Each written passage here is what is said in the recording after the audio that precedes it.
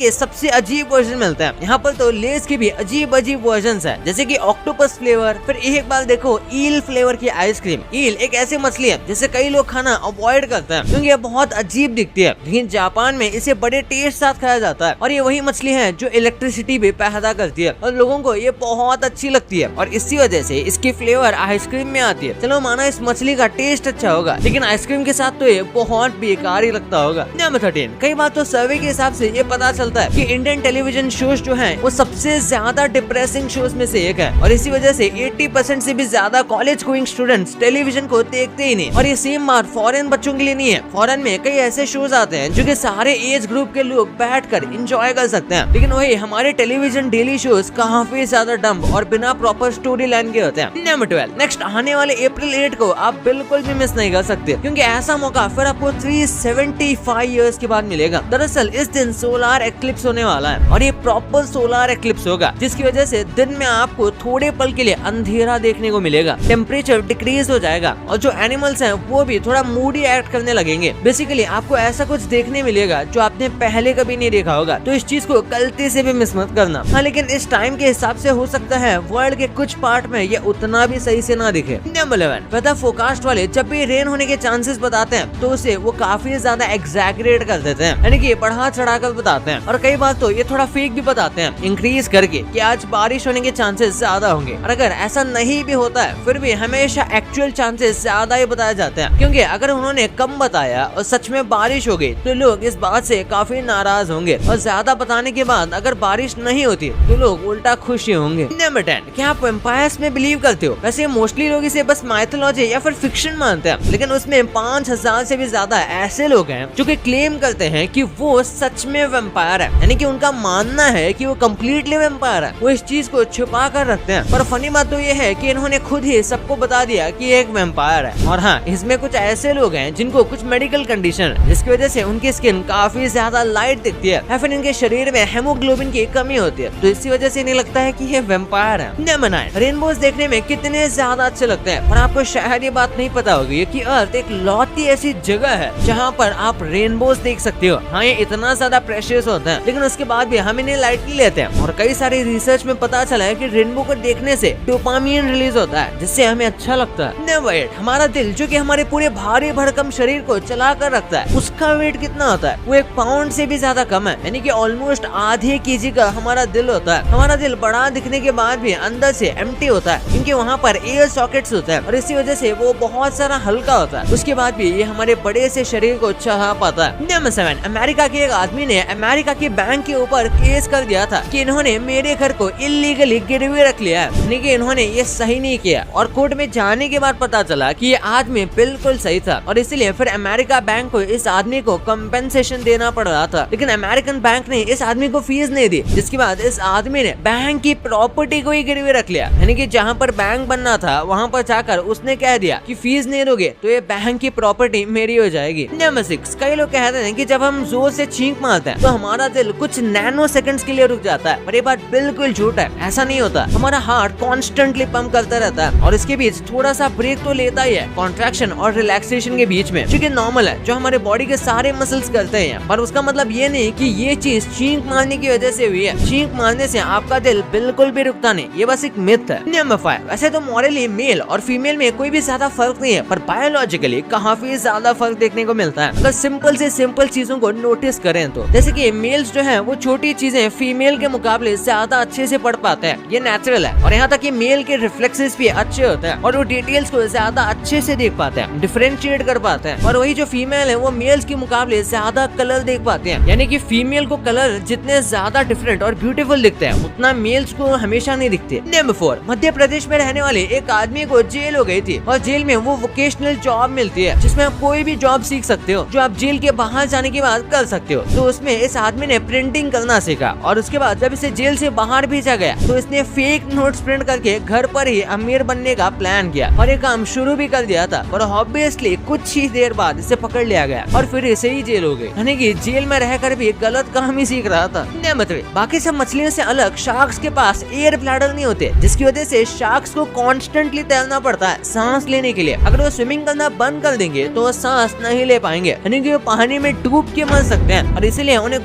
Constantly अपने आप को फिगल करते रहना पड़ता है। हाँ, इसलिए उन्हें सोते हुए भी स्विम करना पड़ता है। नंबर 2, आपने देखा होगा कि कई सारे बॉटल में इस तरीके का एक कर्व दिया जाता है और ये बस डिजाइन नहीं है, इसका काम होता है। सबसे पहले जब बॉटल को फ्रिज में रखा जाता है तो कुछ बॉटल में वाटर कंटेंट ज्यादा होता है, ऐसे में वो फ्रीज होने पर एक्सपैंड हो जाते हैं। तो ऐसे में अगर ये कर्व नहीं दिया जाएगा तो एक्सपैंड होने पर बॉटल्स टूट सकती हैं और ये कर्व एक्चुअली में बॉटल को ज्यादा स्टेबल और मजबूत बनाता है। और इसके बाद एक काम ये भी है कि इसे हाथ में पकड़ना ज्यादा आसान हो जाता है। ये डिजाइन ग्रिप के लिए ज्यादा अच्छा होता है और इसे आप पकड़ के शेक भी कर सकते हो और ये आपके हाथ में नहीं गिरेगा क्योंकि इसका शेप ऐसा है। और उसके बाद एक आखिरी काम ये भी है कि आप इसे स्क्वीज कर सकते हो। अगर आप नोटिस करोगे तो इन बॉटल्स को स्क्वीज करना नॉर्मल बोतल के मुकाबले ज्यादा आसान होता है क्योंकि ये शेप उसे फ्लेक्सिबल बनाता है। नंबर 1, टूथब्रश के अंदर आपने ये वाली लाइन कई बार देखी होगी। कई लोगों को लगता है कि ये टंग को क्लीन करने के लिए बनाई जाती है, लेकिन ऐसा नहीं है। वो लाइंस इसके नीचे होते हैं या फिर टूथब्रश के पीछे होते हैं, ब्रिसल्स के ऑपोजिट में, पर इसका काम अलग है। दरअसल कई जगह पर छोटे बच्चों के टूथब्रश कई बार नहीं मिलते और कुछ जगह पर ये नॉर्मल से ज्यादा महंगे होते हैं। तो ऐसे में जो छोटी लाइंस होती है ये बनाई जाती है ताकि छोटे बच्चे भी टूथब्रश को पकड़ सकें। यूजुअली वो ऐसा नहीं कर पाते क्योंकि उनके हाथ काफी छोटे होते हैं और टूथब्रश नीचे से काफी मोटा होता है और ऊपर पतला होता है और इसलिए वहाँ पर क्रिप दी जाती है ताकि बच्चे और अच्छे से पकड़ सके। और टूथब्रश की बात कर ही रहे हैं तो एक बार देख लो दुनिया के सबसे छोटे टूथब्रश को। ये बहुत सारा क्यूट तो है पर उसी के साथ ये काम भी अच्छे से कर लेता है।